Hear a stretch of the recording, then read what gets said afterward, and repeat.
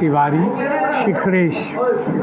इस पुस्तक की मैंने समीक्षा की है और मैंने अलका जी को, लोगों को अंतर्दर्शन होते हैं, इनमें एक साक्षात प्रभु का आत्मसात देखा। अलका जी की दृष्टि दिव्य है और उनके भाव पवित्र हैं।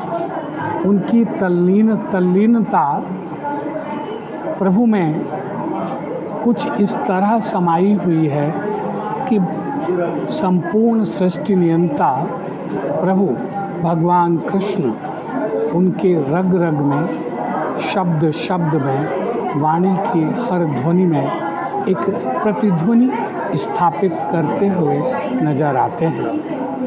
यद्यपि प्रभु भक्ति पर लिखा गया कोई भी काव्य या साहित्य की समीक्षा को मैं उचित नहीं समझता, इसलिए मैंने उनके इस काव्य की समीक्षा नहीं बल्कि उनके भावों को, उनके अंतर्मन को टटोला है और उनके अंतर्मन की जो आवाज़ है, उसे जो शब्द उन्होंने दोहों के रूप में दिए हैं, मैंने उसी को गद्य के रूप में सरलता से पाठकों के लिए प्रस्तुत किया है।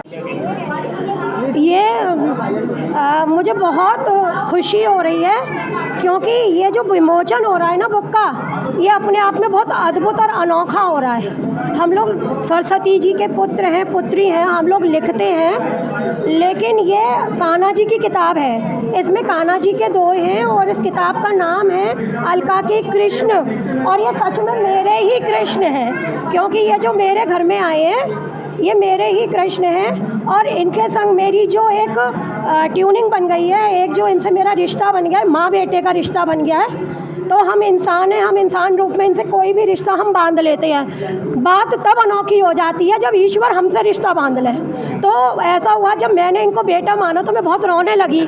मैंने कहा मैं तो तुम्हारी माँ बन गई, तुम मेरे बेटे कब बनोगे? तो मुझे कुछ ऐसे प्रत्यक्ष प्रमाण मिले इनकी तरफ से कि वास्तव में मुझे लगता है ये मेरे बेटे हैं। एक बार का किस्सा मैं आपके माध्यम से लोगों तक पहुँचाना चाहती हूँ। आस्था का जीता जागता एक नमूना उदाहरण जो मेरे संग घटा। एक बार जब रात को मैं इनको भोग लगाना भूल गई तो ये मेरे सपने में आए और मैं उन दिनों में ये कहकर रोती रहती थी कि मैंने तुम्हें माँ मान लिया, तुम मुझे बेटा कब मानोगे? तो उस दिन ये हुआ कि ये भूखे सो गए और ये रात को सपने में आके रोने लगे, माँ मुझे भूख लग रही है। और मैंने कहा खाना खत्म बेटा।